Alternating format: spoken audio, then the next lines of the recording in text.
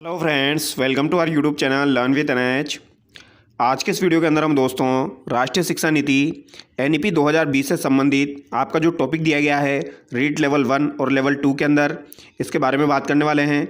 यह हमारा एक कंप्लीट वीडियो रहेगा, यानी कि यहाँ पर हम दोस्तों थ्योरी के साथ साथ ऑब्जेक्टिव सवाल भी देखने वाले हैं। स्टार्टिंग के 25 मिनट हम थ्योरी करेंगे और लास्ट के 25 मिनट जो है दोस्तों, इससे जो भी ऑब्जेक्टिव सवाल आपके बन सकते हैं वो हम यहाँ पर देखने वाले हैं। तो अगर आपने ये टॉपिक पढ़ा हुआ है तो आप अपना रिवीजन कर सकते हैं, और अगर आपने नहीं पढ़ा हुआ है तो आप एक बार इस वीडियो को देख लीजिए, आपका काम हो जाएगा। यहाँ से जो भी सवाल पूछा जाएगा आपका सही हो जाएगा। तो चलिए दोस्तों, बिना देरी के शुरू करते हैं। सबसे पहली बात तो आपको ये ध्यान रखनी है, प्रथम शिक्षा नीति आपकी कब जारी की गई थी। तो प्रथम शिक्षा नीति आपकी 1968 की हो जाएगी। ये श्रीमती इंदिरा गांधी के समय की हो जाएगी, ये आपको ध्यान रखना है। और द्वितीय शिक्षा नीति आपकी 1986 में जारी की गई थी, राजीव गांधी के समय। तो पहली शिक्षा नीति तो आपकी 1968 की हो जाएगी, द्वितीय शिक्षा नीति आपकी 1986 की हो जाएगी। तो 1968 आपको ध्यान रखना है, 1986 आपको ध्यान रखना है। ये इंदिरा गांधी के समय की हो जाएगी, ये आपके राजीव गांधी के समय की हो जाएगी। और तृतीय शिक्षा नीति आपकी 2020 हम पढ़ने वाले हैं, ये आपकी नरेंद्र मोदी के समय जारी की गई है, ये आपको ध्यान रखना है। और ये आपकी नवीनतम शिक्षा नीति है, यानी कि 1968 और 1986 और आपकी 2020। तो नेप 2020 के बारे में हम पढ़ेंगे, नेशनल एजुकेशन पॉलिसी 2020। ठीक है, तो ये 3 पॉइंट आपको ध्यान रखने हैं। बेसिक सवाल यहाँ से बन सकता है। अब आगे देखिए, एनईपी 2020 की पृष्ठभूमि क्या रहने वाली है। साथ के साथ मैं आपको रिवीजन भी करवा दूंगा, ताकि आपको बार बार चीज़ें रिवाइज होगी तो याद भी हो जाएगी। ठीक है, आप अपना 20 से 25 मिनट दे दीजिए, आपको यहाँ पर सारी चीज़ें याद हो जाएगी। तो नेप 2020 की पृष्ठभूमि एक बार देख लीजिए, इसका निर्माण कैसे हुआ। जनवरी 2015 में MHRD यानी कि मानव संसाधन विकास मंत्रालय जो है, उसके द्वारा शिक्षा नीति बनाने की घोषणा की गई। तो अगर आपसे पूछा जाए शिक्षा नीति बनाने की घोषणा किसके द्वारा की गई थी, तो ये आपकी MHRD यानी कि मानव संसाधन विकास मंत्रालय के द्वारा जनवरी 2015 में की गई थी। ठीक है, फिर मई 2016 में क्या हुआ, इसके अध्यक्ष बने TSR सुब्रमण्यम।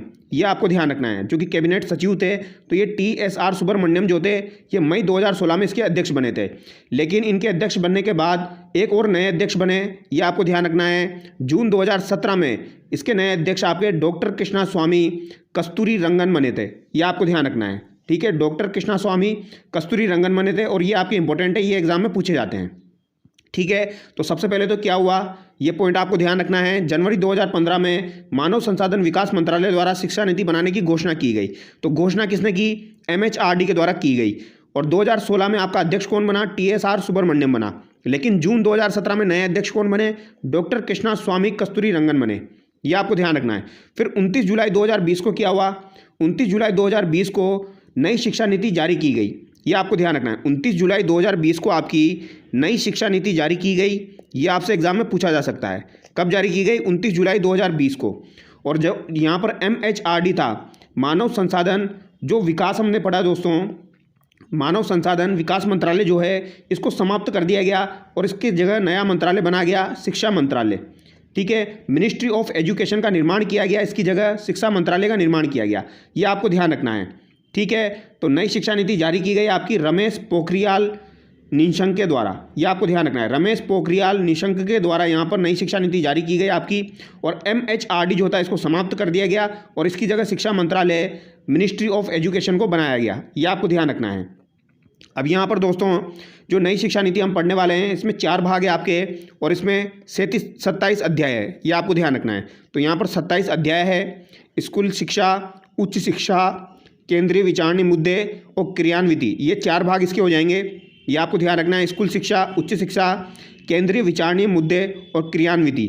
और यहाँ पर अध्याय कितने हो जाएंगे, 27 हो जाएंगे। तो इनके बारे में हम पढ़ने वाले हैं। तो चलिए शुरू करते हैं दोस्तों।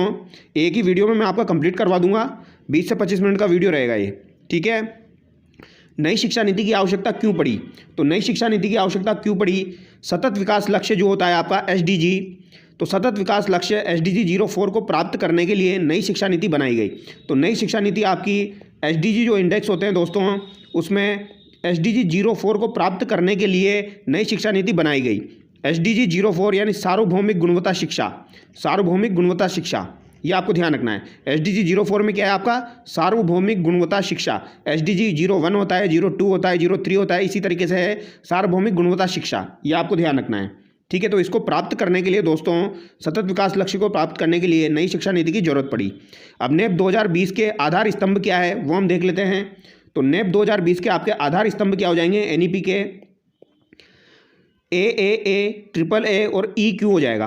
तो ट्रिपल ए और ई क्यू हो जाएगा, ये आपको ध्यान रखना है। ए का मतलब क्या है यहाँ पर, अगर ए का मतलब आपसे पूछा जाए तो पहले ए का मतलब आपका हो जाएगा एक्सेस, यानी पहुँच, एक्सेस हो जाएगा।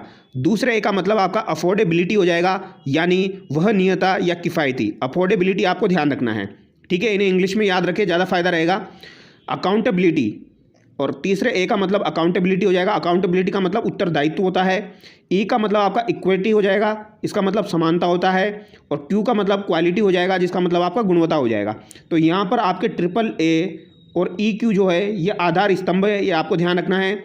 एक्सेस, अफोर्डेबिलिटी, अकाउंटेबिलिटी, इक्विटी और आपकी क्वालिटी, ये आपको ध्यान रखना है, यहाँ से सवाल बन सकता है।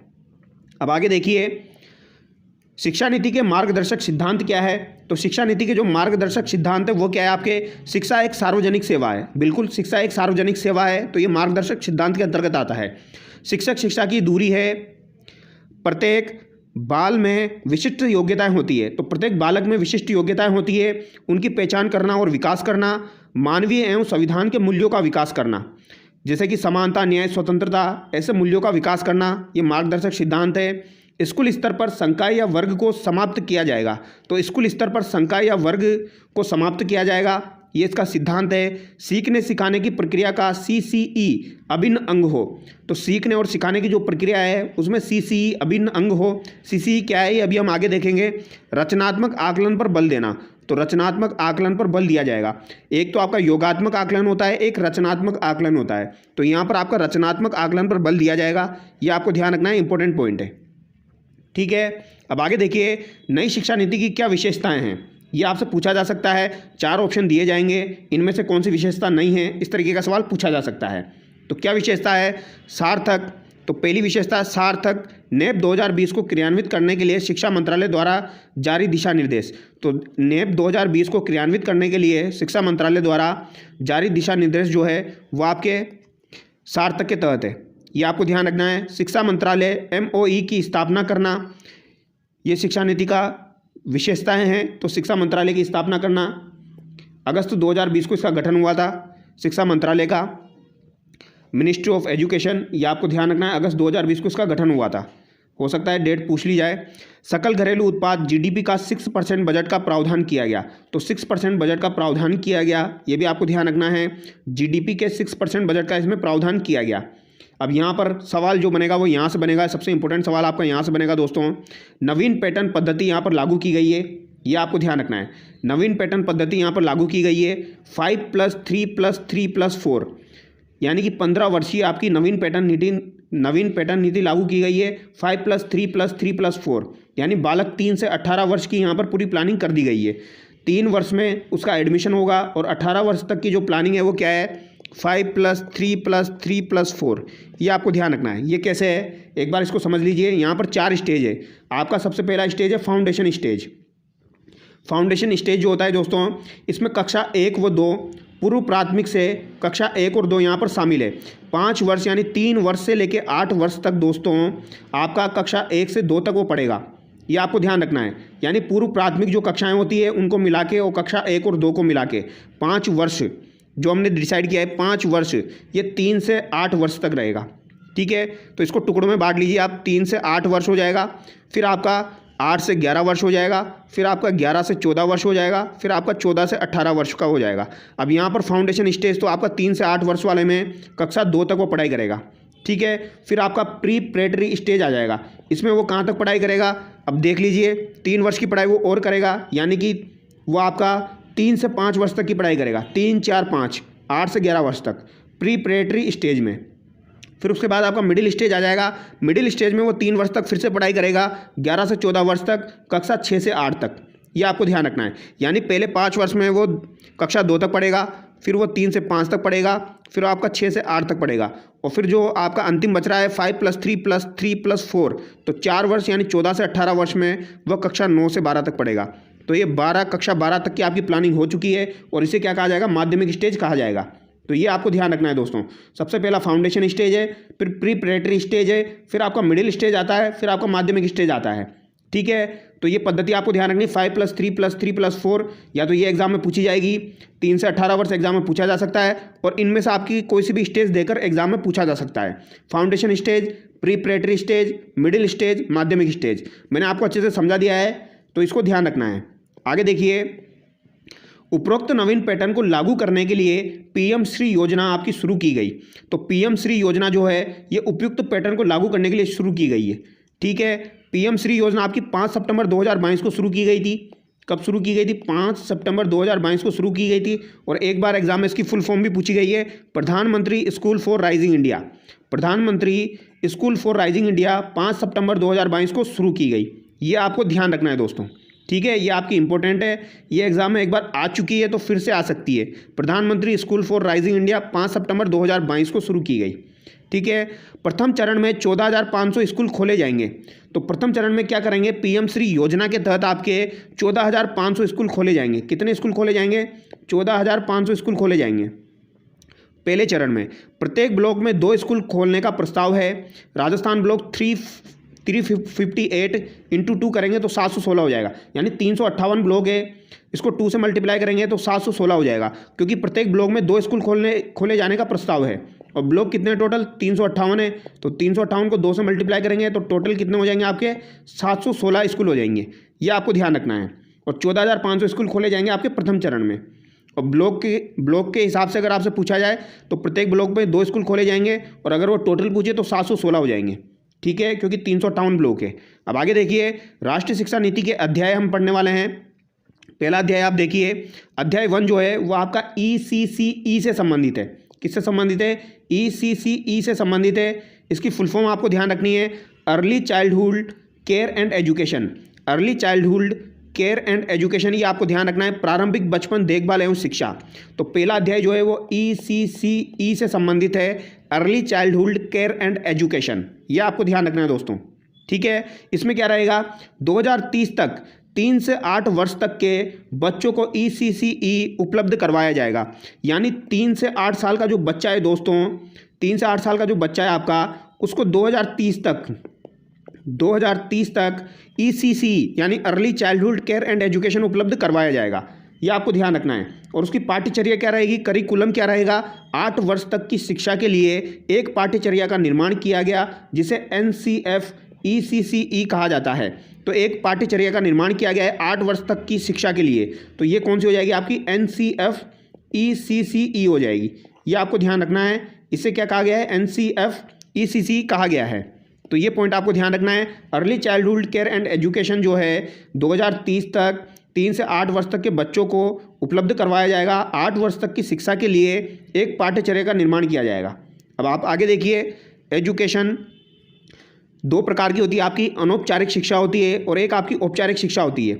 औपचारिक शिक्षा जो है दोस्तों, पहले अनौपचारिक देखिए, 3 से 6 वर्ष तक के आंगनबाड़ी और बाल वाटिका में अनौपचारिक शिक्षा प्रदान की जाएगी। फिर औपचारिक शिक्षा आपकी कक्षा 6 से 8 तक हो जाएगा, और ये आपकी स्कूल में प्रदान की जाएगी। सॉरी, ये वर्ष दिया गया है यहाँ पर, 3 से 6 और आपका आंगनबाड़ी बाल वाटिका, और औपचारिक शिक्षा 6 से 8 स्कूल हो जाएगा।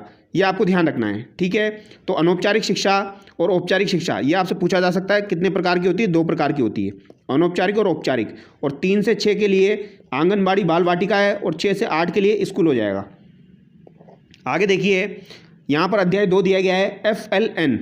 तो अध्याय 2 आपको ध्यान रखना है, FLN। पहला हमने क्या पढ़ा? ECCE के बारे में पढ़ा। ठीक है, औपचारिक अनौपचारिक भी आपको ध्यान रखना है।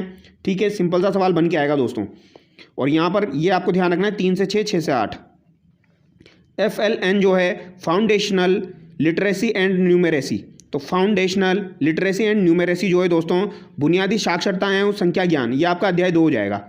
फाउंडेशनल लिटरेसी एंड न्यूमेरेसी, बुनियादी साक्षरता एवं संख्या ज्ञान। इसका लक्ष्य क्या है?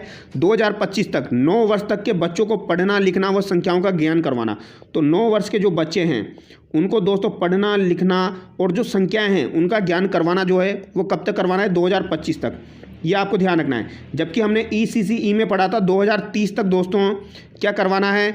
2030 तक बच्चों को ECCE उपलब्ध करवाया जाएगा। जबकि यहाँ पर क्या है? FLN जो है दोस्तों, इसको सिखाया जाएगा 9 वर्ष तक के बच्चों को पढ़ना लिखना संख्याओं का ज्ञान करना। उपरोक्त लक्ष्य को प्राप्त करने के लिए राष्ट्रीय स्तर पर एक मिशन चलाया जाएगा। कौन सा मिशन है? निपुण भारत मिशन। तो आपके FLN का जो लक्ष्य है उसे प्राप्त करने के लिए राष्ट्रीय स्तर पर आपका निपुण भारत मिशन चलाया जाएगा। ये आपको ध्यान रखना है, निपुण भारत मिशन। ये आपसे पूछा जा सकता है दोस्तों, निपुण भारत मिशन, ये आपको अलग से ध्यान रखना है, ठीक है। और PM श्री अलग से ध्यान रखना है, इसको अलग से ध्यान रखना है आपको। निपुण Bharat mission foundational literacy and numeracy को लक्ष्य को प्राप्त करने के लिए राष्ट्रीय स्तर पर कौन सा मिशन चलाया गया है? तो निपुण भारत मिशन चलाया गया है। आगे देखिए, स्कूल रेडिनेंस प्रोग्राम, कक्षा 1 में प्रवेश लेने वाले बच्चों को औपचारिक शिक्षा के लिए तैयार करना। अवधि 12 सप्ताह या 3 माह। तो कक्षा 1 में जो प्रवेश करने वाले बच्चे हैं उनको औपचारिक शिक्षा के लिए तैयार करना, 12 सप्ताह या 3 माह इसकी अवधि है। स्कूल रेडिनेंस प्रोग्राम, तो आपसे पूछा जा सकता है स्कूल रेडिनेंस प्रोग्राम के अंतर्गत क्या किया जाएगा? तो कक्षा 1 में प्रवेश करने वाले जो बच्चे हैं उनको औपचारिक शिक्षा के लिए तैयार किया जाएगा और इसकी अवधि 12 सप्ताह या 3 माह रखी गई है। ये आपको ध्यान रखना है, ठीक है। आगे देखिए, अध्याय 3 देखिए दोस्तों, शिक्षा का सार्वभौमिकरण। तो शिक्षा का सार्वभौमिकरण यहाँ पर दिया गया है अध्याय 3 में। इसका अर्थ क्या है? सभी तक शिक्षा की पहुंच हो, अर्थात ड्रॉप आउट बच्चों की संख्या कम करना। तो सभी तक शिक्षा की पहुंच हो यानी शिक्षा का सार्वभौमिकरण। तो सार्वभौमिकरण के बारे में दिया गया है आपके अध्याय 3 में। अब इसमें क्या है दोस्तों, जो भी ड्रॉप आउट बच्चे हैं, जैसे कोई पढ़ाई कर रहा है, छोड़ देता है, स्कूल छोड़ देता है या एडमिशन नहीं ले रहा, तो जितने भी ड्रॉप आउट बच्चे हैं उनकी संख्या को कम किया जाएगा। अध्याय 3 के तहत JER यानी GER ग्रोस इनरोलमेंट रेशो। तो GER क्या होता है आपका? ग्रोस इनरोलमेंट रेशो होता है सकल नामांकन अनुपात, यानी नामांकन के अनुपात को बढ़ाया जाएगा। तो 2030 तक GER जो है उसे 100% करना है दोस्तों। GER को 100% करना है कब तक? 2030 तक। ये आपको ध्यान रखना है, 2030 तक GER को 100% करना यहाँ पर लक्ष्य रखा गया है। ग्रोस इनरोलमेंट रेशो सकल नामांकन अनुपात, ये आपको ध्यान रखना है। तो अध्याय 3 में शिक्षा का सार्वभौमिकरण यहाँ पर दिया गया है। अब आगे देखिए, अध्याय 4 देखिए, पाठ्यक्रम एवं शिक्षा शास्त्र। तो पाठ्यक्रम और शिक्षा शास्त्र यहाँ पर दिया गया है अध्याय 4 में, ठीक है। विषयों के चुनाव में लचीलापन होना चाहिए। पाठ्यक्रम और शिक्षा शास्त्र में क्या होना चाहिए? विषयों का जो चुनाव है उसमें लचीलापन हो, बहुभाषावाद और भाषा शक्ति का विकास हो। तो बहुभाषावाद और भाषा शक्ति का विकास हो, ये इंपॉर्टेंट पॉइंट है, यहाँ से सवाल पूछा जाता है दोस्तों, ठीक है। ये मैं यहाँ पर इंपॉर्टेंट लगा देता हूँ, यहाँ से सवाल आ सकता है आपका।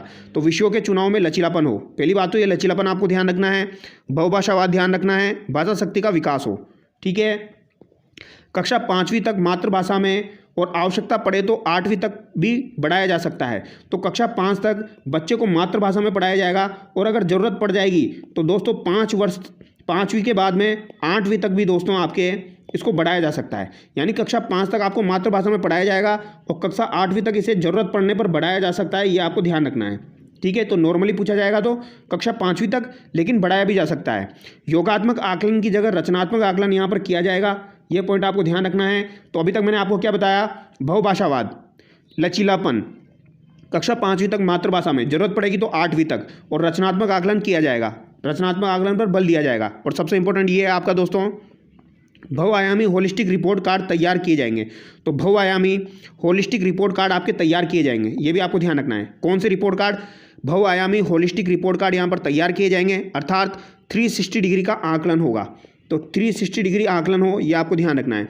तो बहुआयामी होलिस्टिक रिपोर्ट कार्ड यहाँ पर तैयार होंगे, 360 डिग्री का आकलन होगा। आगे देखिए, नवीन पद्धति 5+3+3+4 के अनुसार पाठ्यचर्या का निर्माण किया जाएगा। बोर्ड परीक्षाएं 1 वर्ष में 2 बार देने की अनुमति होगी।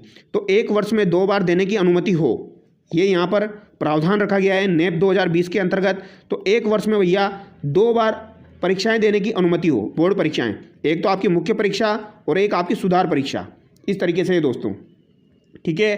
तो 1 वर्ष में 2 बार आपकी परीक्षाएं देने की अनुमति हो। NEP 2020 के अंतर्गत बहुआयामी रिपोर्ट कार्ड तैयार किए जाएंगे, 360 डिग्री वाले, बहुभाषावाद होगा, लचीलापन होगा, रचनात्मक आकलन यहाँ पर किया जाएगा। इस तरीके के पॉइंट आपको ध्यान रखने हैं, ठीक है, मुख्य परीक्षा और सुधार परीक्षा।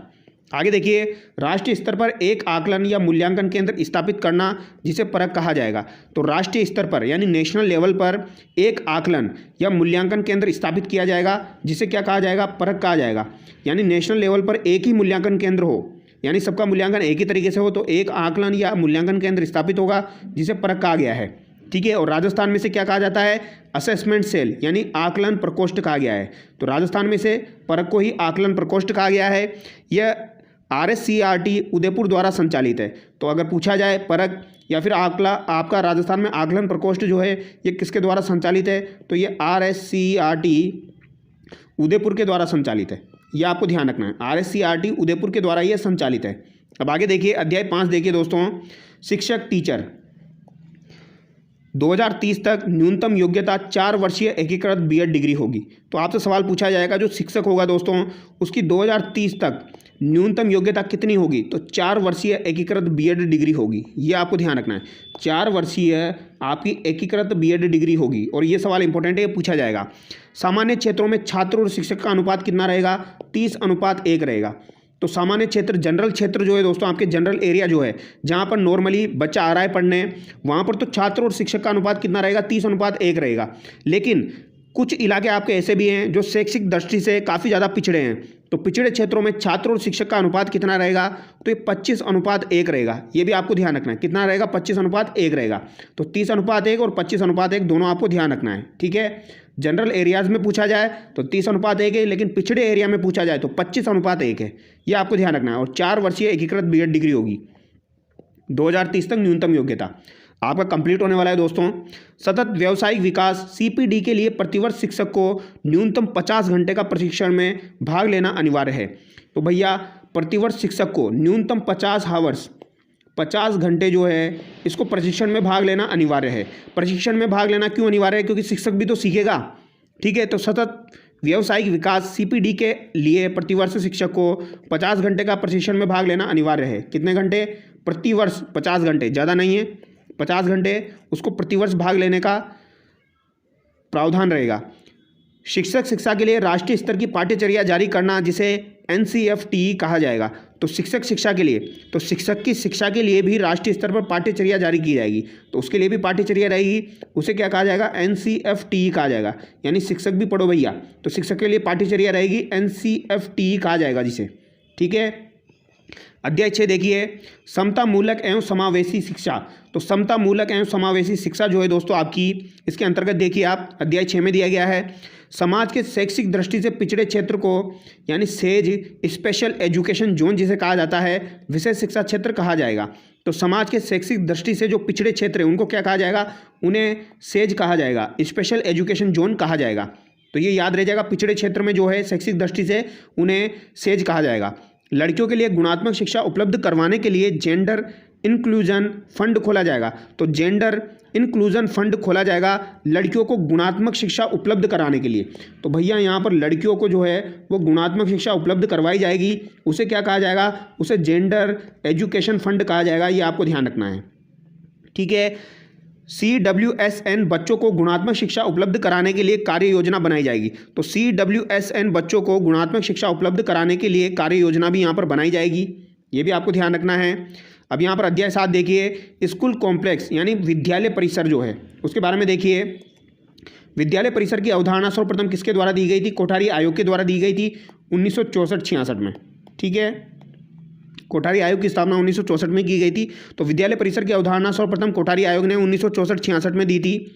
5 से 10 किलोमीटर के क्षेत्र में 2025 तक स्कूल कॉम्प्लेक्स स्थापित किए जाएंगे। तो 5 से 10 किलोमीटर के जो क्षेत्र हैं उनमें 2025 तक स्कूल कॉम्प्लेक्स स्थापित किए जाएंगे।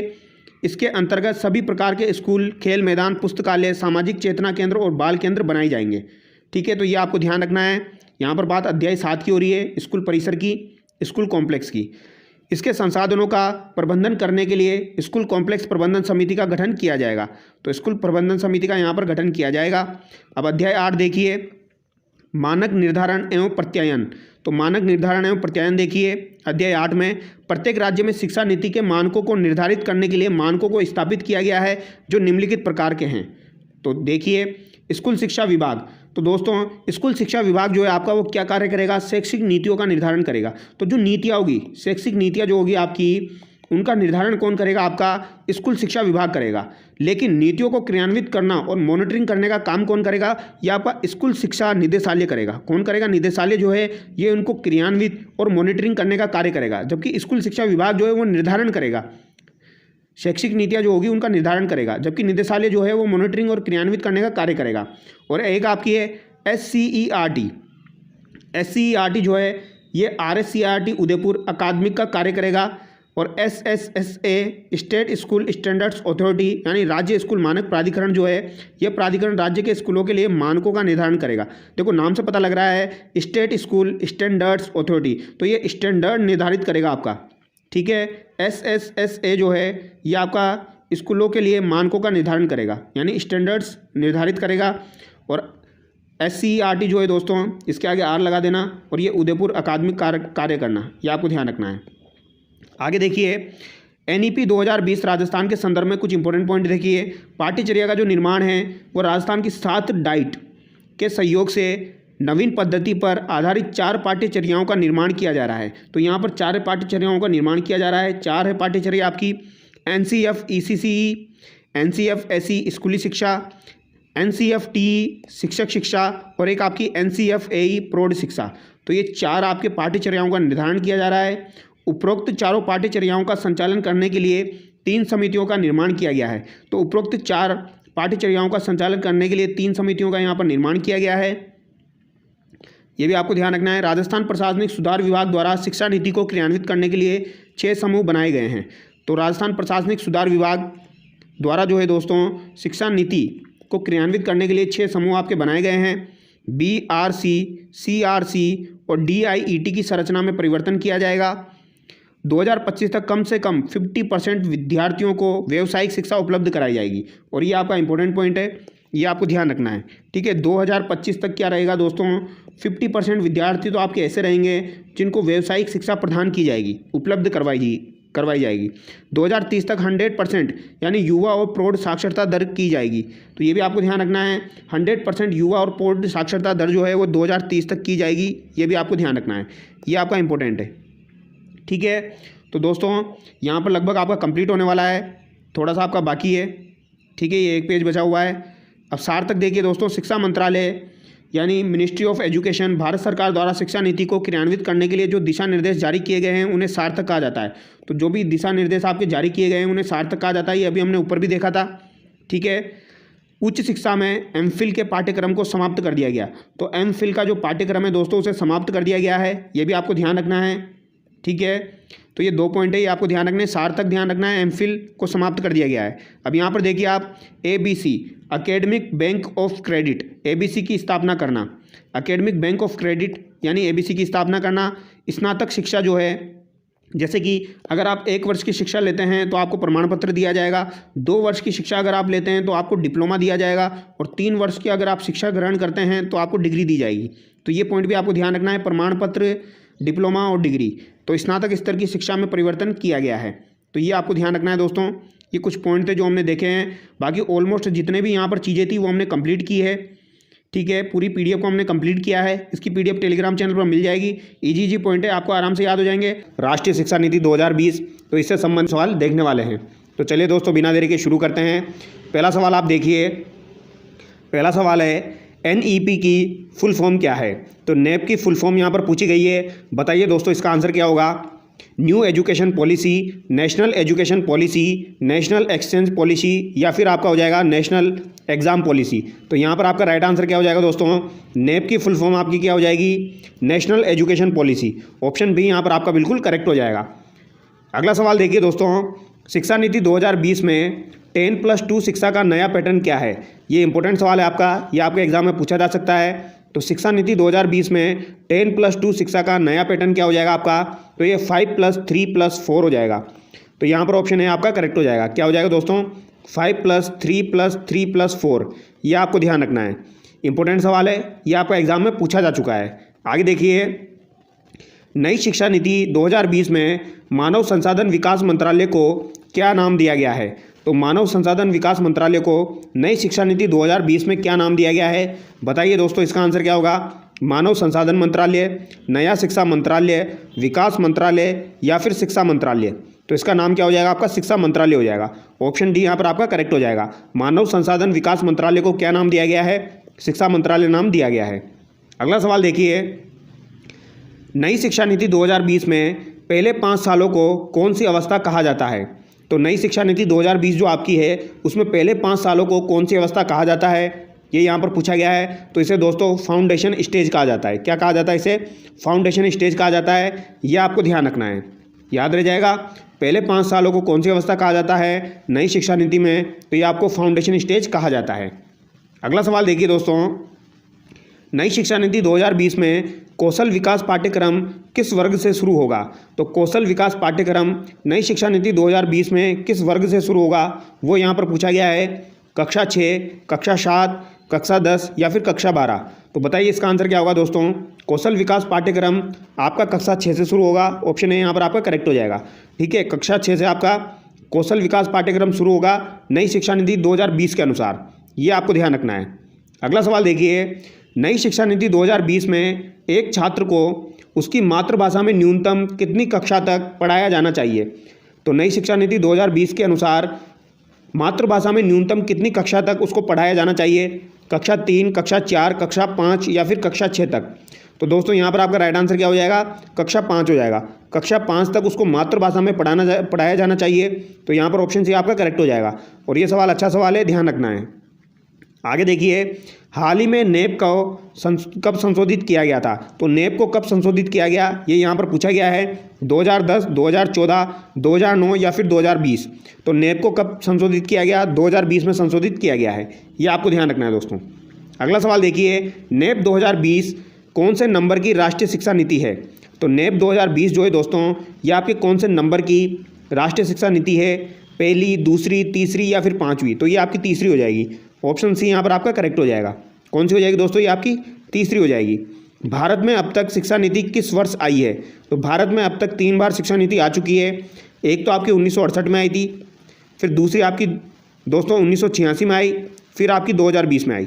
यह आपको ध्यान रखना है। तो 3 शिक्षा नीति जारी हो चुकी है, 1968, 1986 और 2020। तो यहाँ पर आपका राइट आंसर उपरोक्त सभी हो जाएगा। ठीक है, तो नेप 2020 जो है ये आपकी तीसरी हो जाएगी। आगे देखिए, भारत में कितने वर्षों के बाद नई शिक्षा नीति लागू की गई है? तो नई शिक्षा नीति कितने वर्षों के बाद लागू हुई है दोस्तों? 1986 के बाद ये आपकी 2020 में लागू हुई है। तो कितने वर्षों के बाद लागू हुई है? तो ये आपकी दोस्तों 34, 36, 38 या फिर 40। तो घटा के देख लीजिए आप कितना हो जाएगा। 34 वर्ष हो जाएगा। ऑप्शन है यहाँ पर आपका करेक्ट हो जाएगा। ठीक है, 34 वर्ष बाद आपकी नई शिक्षा नीति लागू हुई है। अगला सवाल देखिए, राष्ट्रीय शिक्षा नीति 2020 में किस वर्ग से व्यावसायिक कक्षाएं शुरू होगी? तो व्यावसायिक कक्षाएं जो है वो राष्ट्रीय शिक्षा नीति 2020 के अनुसार कब से शुरू होगी दोस्तों? कक्षा 5, कक्षा 6, कक्षा 10 या फिर कक्षा 12 से? तो व्यावसायिक कक्षाएं जो है आपकी ये कब से शुरू होगी आपकी? तो दोस्तों ये आपकी कक्षा 6 से शुरू होगी। ऑप्शन बी यहाँ पर आपका करेक्ट हो जाएगा। और ये अच्छा सवाल है, ये आपको ध्यान रखना है। तो नेप 2020 के अनुसार व्यावसायिक कक्षाएँ आपकी कक्षा 6 से शुरू होगी। अगला सवाल देखिए, नई शिक्षा नीति 2020 में किस पाठ्यक्रम को समाप्त कर दिया गया है? तो नई शिक्षा नीति 2020 में ऐसा कौन सा पाठ्यक्रम है जिसको समाप्त किया गया है?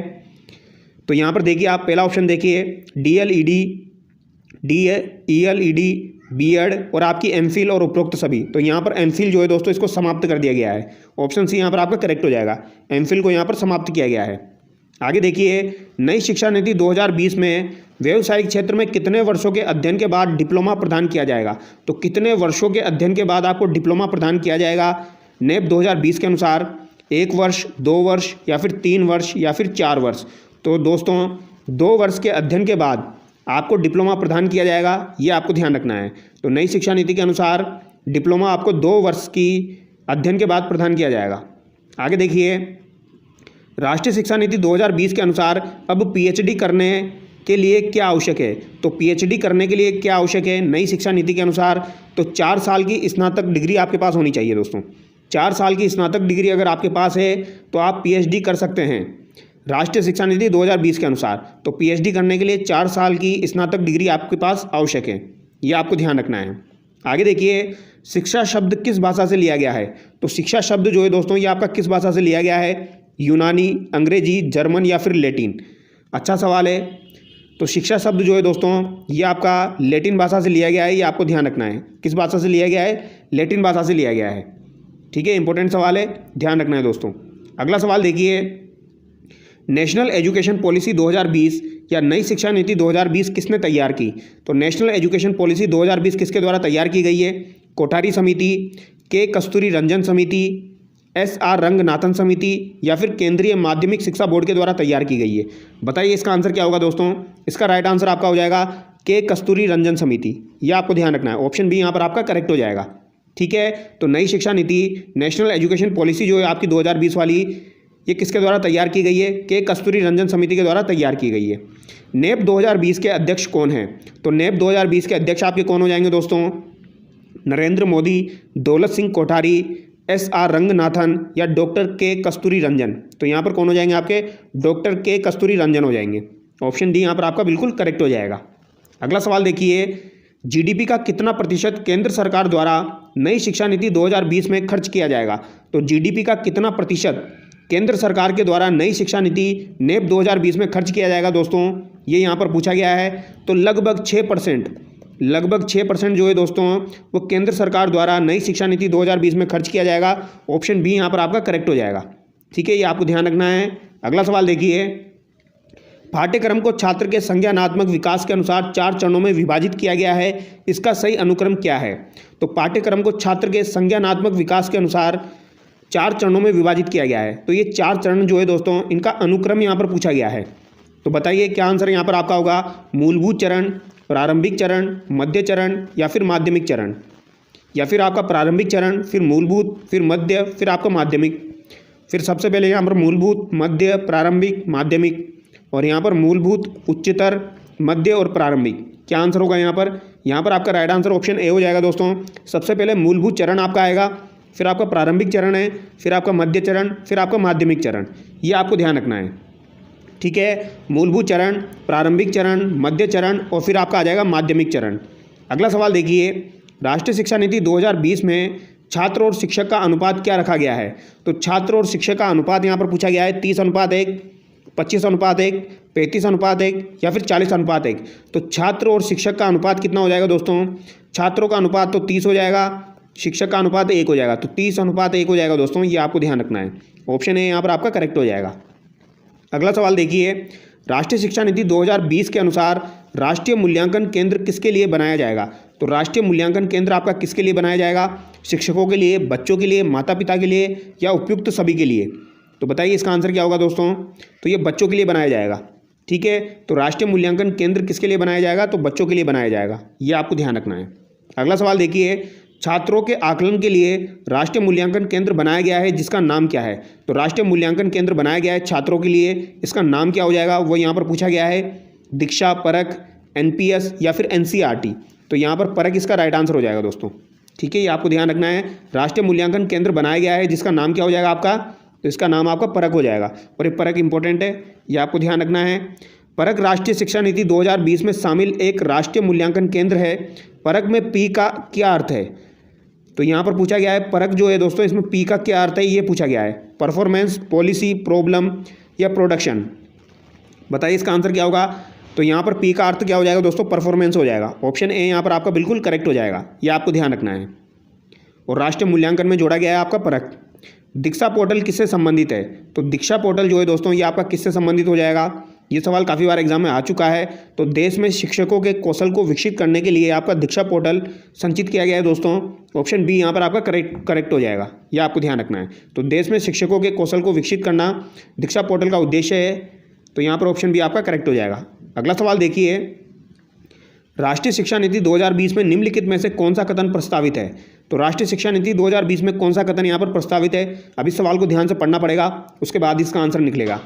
विद्यालयों को बच्चों को अंग्रेजी भाषा की प्रथम भाषा के रूप में सीखने और बोलने के लिए प्रोत्साहित करना, यहाँ पर प्रस्तावित पूछा गया है दोस्तों।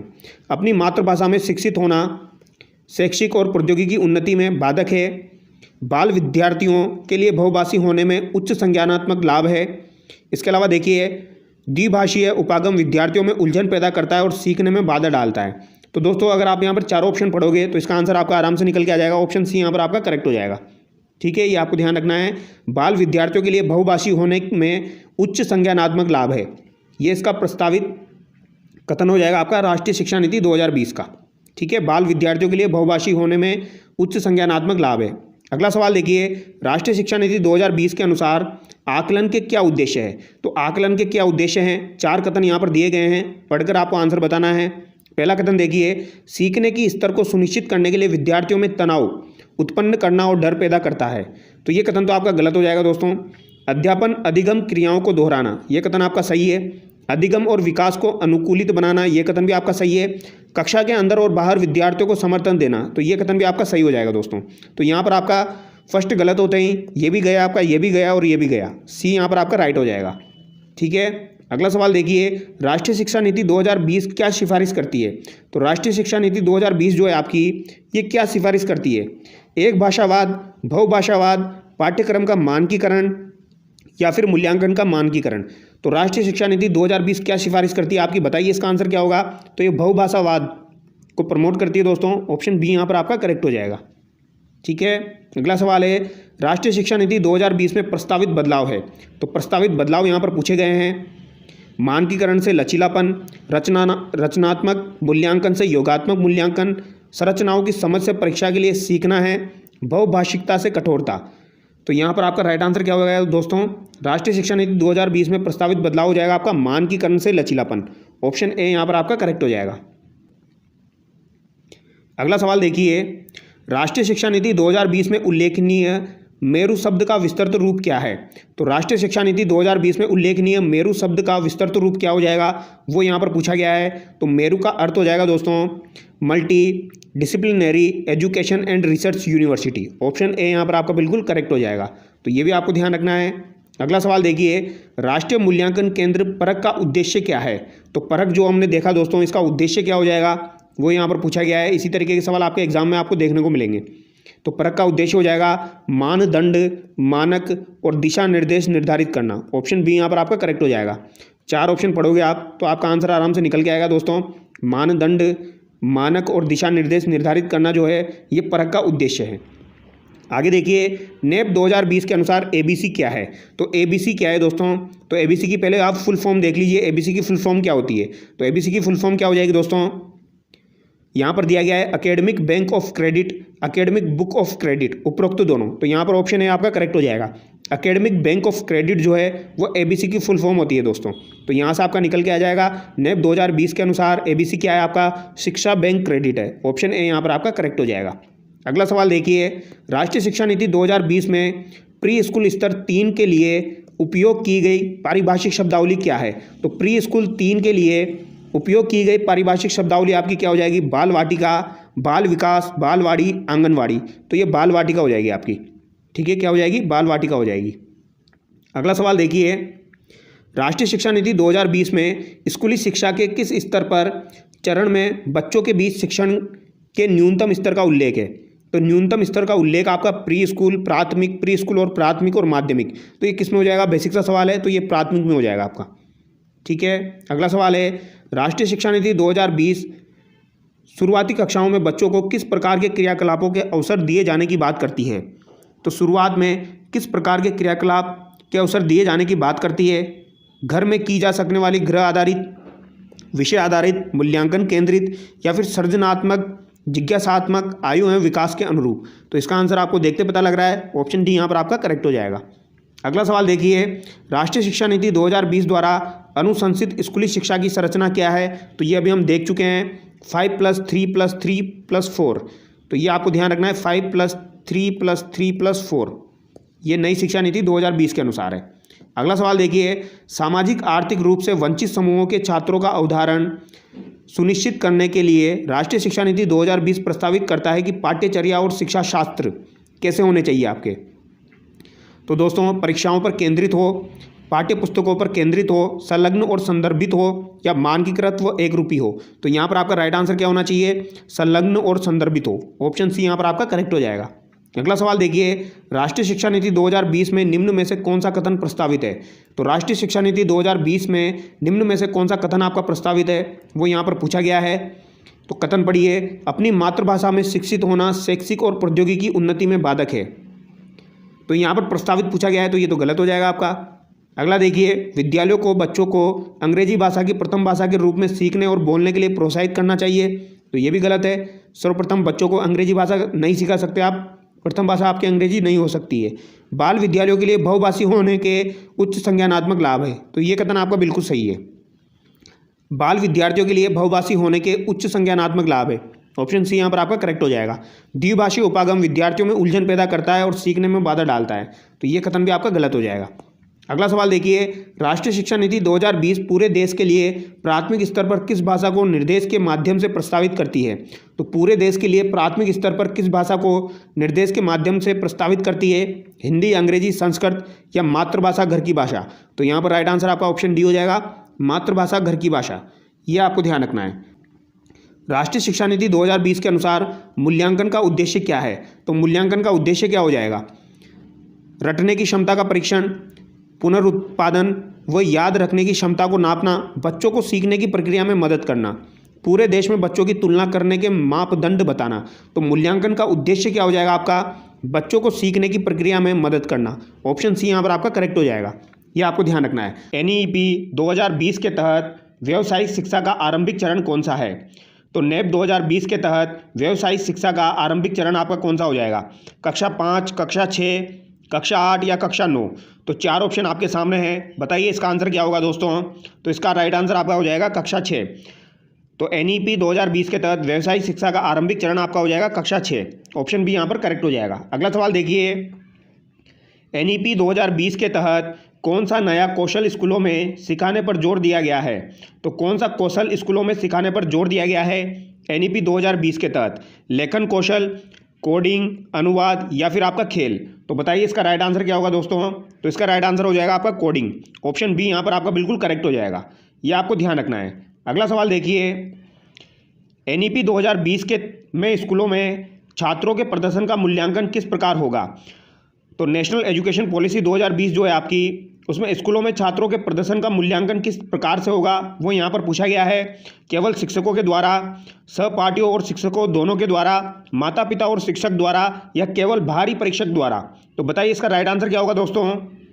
तो यहाँ पर इसका राइट आंसर हो जाएगा आपका सहपाठियों और शिक्षकों दोनों के द्वारा। ऑप्शन बी यहाँ पर आपका बिल्कुल करेक्ट हो जाएगा। और इस प्रकार का सवाल आपको एग्जाम में देखने को मिल सकता है। अगला सवाल देखिए, NEP 2020 के तहत नेशनल टेस्टिंग एजेंसी NTA का मुख्य कार्य क्या होगा? तो NTA का मुख्य कार्य यहाँ पर पूछा गया है, नेशनल टेस्टिंग एजेंसी पाठ्यक्रम तैयार करना, प्रवेश परीक्षाओं का आयोजन, शिक्षकों का प्रशिक्षण या बोर्ड परीक्षा संचालित करना? तो बताइए इसका राइट आंसर क्या होगा दोस्तों? तो नेशनल टेस्टिंग एजेंसी NTA का मुख्य कार्य यहाँ पर पूछा गया है, तो प्रवेश परीक्षाओं का आयोजन करना जो है वो इसका मुख्य कार्य होगा। ऑप्शन बी यहाँ पर आपका करेक्ट हो जाएगा। ये आपको ध्यान रखना है। अगला सवाल देखिए, NEP 2020 के तहत मल्टीपल एंट्री और एग्जिट किस स्तर पर लागू होगा? तो मल्टीपल एंट्री और एग्जिट किस स्तर पर आपका लागू होगा? स्कूली शिक्षा, उच्च शिक्षा, व्यावसायिक शिक्षा या सभी स्तरों पर? तो ये आपका उच्च शिक्षा पर लागू होगा। ऑप्शन बी यहाँ पर आपका करेक्ट हो जाएगा। तो NEP 2020 के तहत मल्टीपल एंट्री और एग्जिट किस स्तर पर आपका लागू होगा? उच्च शिक्षा स्तर पर लागू होगा। अगला सवाल देखिए, NEP 2020 के अनुसार फाउंडेशनल लिटरेसी एंड न्यूमेरेसी का लक्ष्य किस वर्ष तक प्राप्त करना है? तो NEP 2020 के अनुसार फाउंडेशनल लिटरेसी एंड न्यूमेरेसी का जो लक्ष्य है आपका वो कब तक आपको प्राप्त करना है? 2025, 2030, 2028 या फिर आपका 2023? तो यहाँ पर आपका राइट आंसर क्या हो जाएगा दोस्तों? 2025 हो जाएगा। ऑप्शन ए यहाँ पर आपका बिल्कुल करेक्ट हो जाएगा। ये आपको ध्यान रखना है। तो फाउंडेशनल लिटरेसी एंड न्यूमेरेसी का लक्ष्य किस वर्ष तक प्राप्त करना है? 2025 तक। आगे देखिए, क्वेश्चन नंबर 7 देखिए दोस्तों, NEP 2020 के अनुसार उच्च शिक्षा में प्रवेश के लिए एक सामान्य परीक्षा का संचालन कौन करेगा? तो उच्च शिक्षा में प्रवेश के लिए एक सामान्य परीक्षा का संचालन कौन करेगा? CBSE, NCERT, NTA, AICTE? तो बताइए इसका आंसर क्या होगा? अभी मैंने आपको बताया उच्च शिक्षा में प्रवेश के लिए एक सामान्य परीक्षा का संचालन किसके द्वारा किया जाएगा? तो ये आपका NTA के द्वारा किया जाएगा। ये आपको ध्यान रखना, किसके द्वारा किया जाएगा? NTA के द्वारा किया जाएगा। अगला सवाल देखिए, NEP 2020 के अनुसार स्नातक के पहले वर्ष के बाद कोर्स छोड़ने पर क्या मिलेगा? तो स्नातक के पहले वर्ष के बाद कोर्स अगर आपने छोड़ दिया तो उसके बाद आपको क्या मिलेगा? डिग्री, डिप्लोमा, प्रमाण पत्र या कुछ भी नहीं? तो यहाँ पर क्या दिया जाएगा आपको? डिग्री तो नहीं दी जाएगी, डिप्लोमा भी नहीं दिया जाएगा, लेकिन प्रमाण पत्र आपको दिया जाएगा। ऑप्शन सी यहाँ पर आपका करेक्ट हो जाएगा। ठीक है, ये आपको ध्यान रखना है। स्नातक के पहले वर्ष के बाद अगर आपने कोर्स छोड़ दिया है तो आपको प्रमाण पत्र दिया जाएगा दोस्तों। क्या दिया जाएगा? प्रमाण पत्र दिया जाएगा। अगला सवाल देखिए, NEP 2020 के तहत प्राथमिक शिक्षा का मुख्य उद्देश्य क्या है? तो प्राथमिक शिक्षा का मुख्य उद्देश्य यहाँ पर पूछा गया है केवल परीक्षा आधारित शिक्षा, समग्र विकास और ज्ञान आधारित शिक्षा, शारीरिक शिक्षा पर ध्यान, केवल सैद्धांतिक शिक्षा। तो कॉमन सेंस वाला सवाल है, इसका राइट आंसर आपका क्या हो जाएगा दोस्तों? समग्र विकास और ज्ञान आधारित शिक्षा। ऑप्शन बी यहाँ पर आपका बिल्कुल करेक्ट हो जाएगा, ये आपको ध्यान रखना है।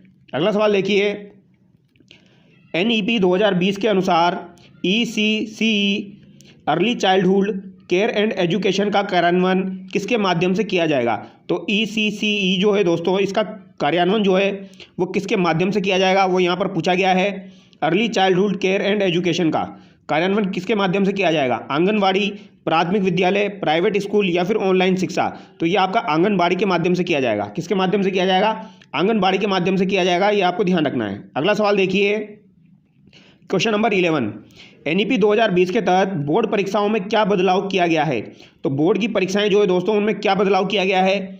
आसान प्रश्नों को शामिल किया जाएगा, केवल व्यावसायिक कौशल की परीक्षा होगी, ज्ञान और कौशल आधारित परीक्षा, केवल ऑनलाइन परीक्षा। बताइए दोस्तों इसका आंसर क्या होगा?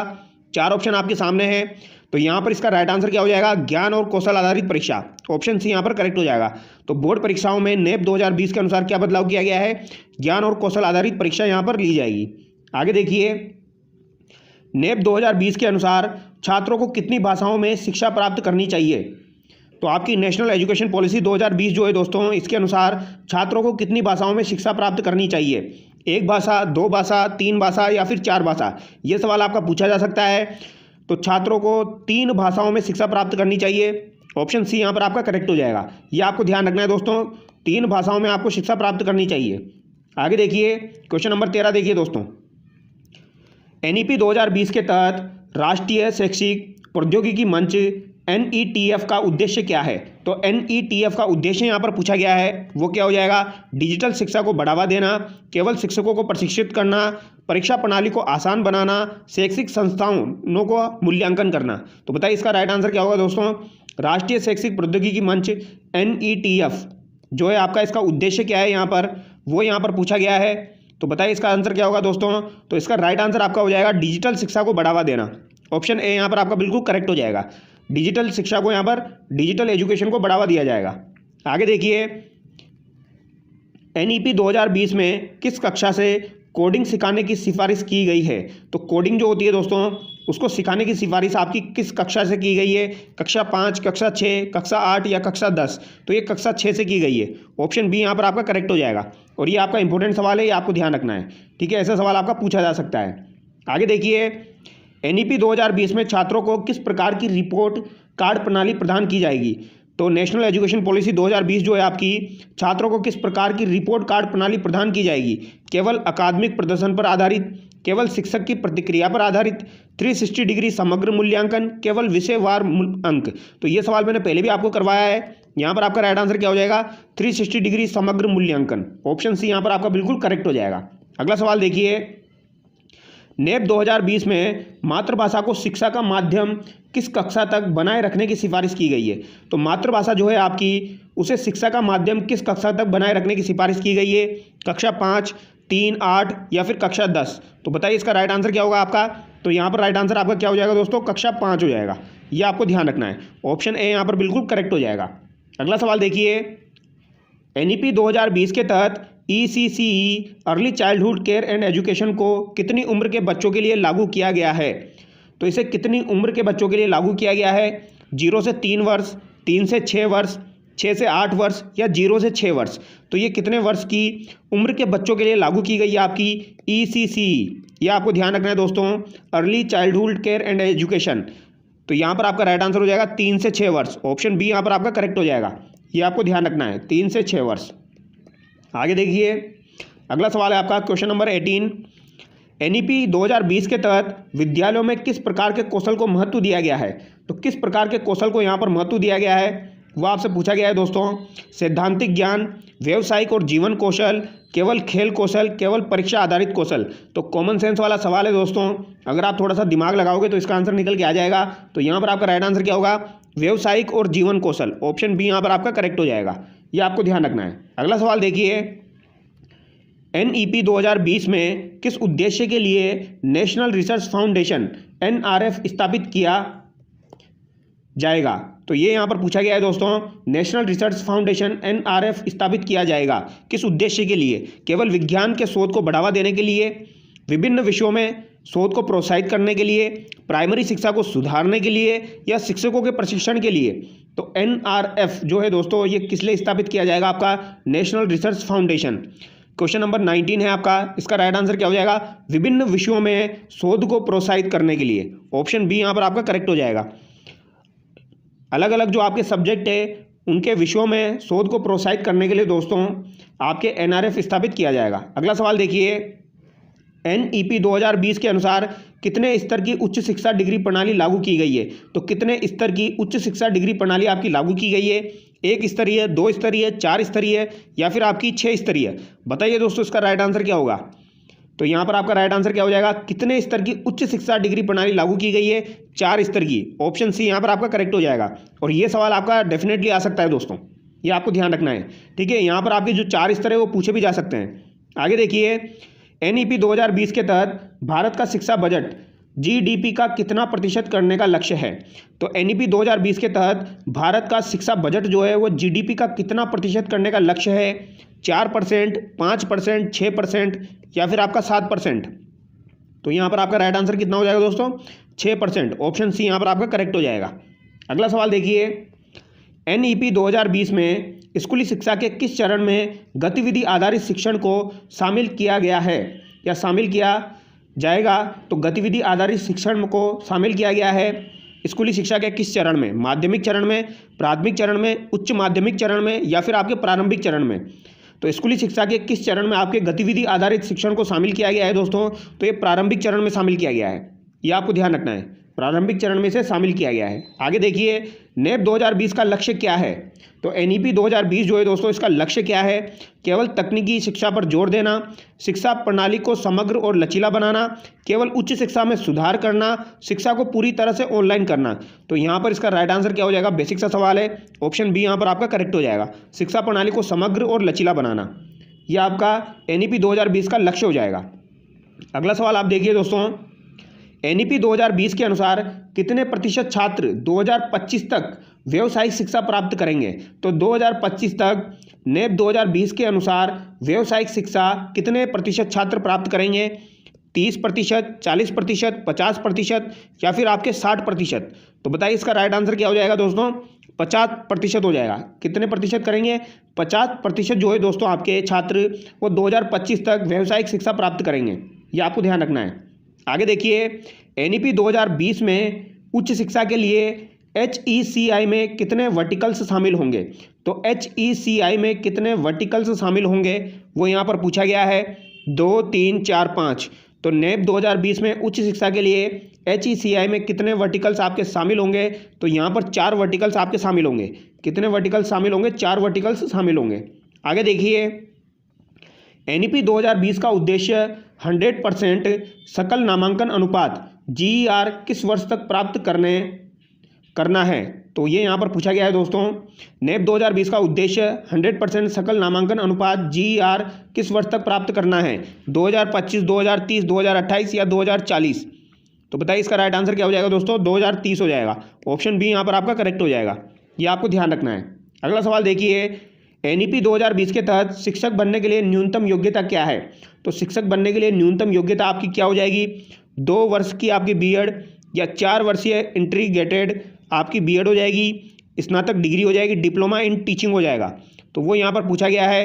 तो यहाँ पर राइट आंसर आपका 4 वर्षीय इंटीग्रेटेड BEd हो जाएगी। ऑप्शन बी यहाँ पर आपका करेक्ट हो जाएगा। तो शिक्षक बनने के लिए आपको ये करना पड़ेगा। आगे देखिए, NEP 2020 के तहत कितने वर्षों तक मुफ्त और अनिवार्य शिक्षा प्रदान करने का प्रावधान है?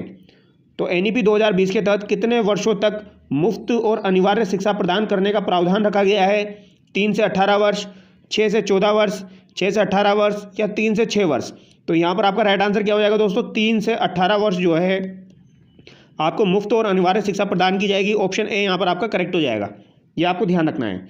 अगला सवाल देखिए, NEP 2020 के तहत 3 भाषा नीति का मुख्य उद्देश्य क्या है? तो 3 भाषा नीति जो है इसका मुख्य उद्देश्य क्या है? मातृभाषा को प्राथमिकता, अंग्रेजी शिक्षा को बढ़ावा, संस्कृत को अनिवार्य बनाना, छात्रों को बहुभाषी बनाना। तो यहाँ पर आपका राइट आंसर क्या हो जाएगा, छात्रों को बहुभाषी बनाना। 3 भाषा किस लिए सिखाई जाएगी, छात्रों को बहुभाषी बनाने के लिए। ऑप्शन डी यहाँ पर आपका करेक्ट हो जाएगा। अगला सवाल देखिए, क्वेश्चन नंबर 30 देखिए दोस्तों, फिर उसके बाद एक सवाल आप लोगों के लिए। क्वेश्चन नंबर 30 देखिए, एनईपी 2020 के अनुसार डिजिटल शिक्षा के लिए कौन सा मंच बनाया जाएगा। तो डिजिटल शिक्षा के लिए आपका कौन सा मंच बनाया जाएगा, दीक्षा, स्वयं, एनईटीएफ या ई पाठशाला। तो बताइए इसका राइट आंसर क्या हो जाएगा दोस्तों। ये आपके सवाल एग्जाम में छप सकता है दोस्तों, इंपॉर्टेंट सवाल है। डिजिटल शिक्षा के लिए कौन सा मंच बनाया जाएगा, तो ये आपका बनाया जाएगा दोस्तों एनईटीएफ। ऑप्शन सी यहाँ पर आपका करेक्ट हो जाएगा, एनईटीएफ, ये आपको ध्यान रखना है, ठीक है। तो डिजिटल शिक्षा के लिए कौन सा मंच बनाया जाएगा, एनईपी 2020 के अनुसार एनईटीएफ। ऑप्शन सी यहाँ पर आपका करेक्ट हो जाएगा। अब एक सवाल आप सब लोगों के लिए, इसका आंसर आपको कमेंट करके बताना है। देखते हैं कितने बच्चे इसका आंसर कर पाते हैं। एनईपी 2020 के अनुसार स्कूली शिक्षा की संरचना क्या है। तो स्कूली शिक्षा जो है दोस्तों, नेप 2020 के अनुसार इसकी संरचना क्या हो जाएगी। और ये सबसे सिंपल सवाल है आपका, इसका आंसर आपको आना चाहिए 10 + 2, 5 + 3 + 3 + 4, 5 + 2 + 2 + 4, 6 + 4 + 4। तो इसका आंसर आप कमेंट करके बताना, ठीक है। तो चलिए दोस्तों, नेक्स्ट वीडियो में मिलते हैं। और अगर आपको वीडियो अच्छा लगा है तो वीडियो को लाइक करना और चैनल को सब्सक्राइब करना। Thank you so much.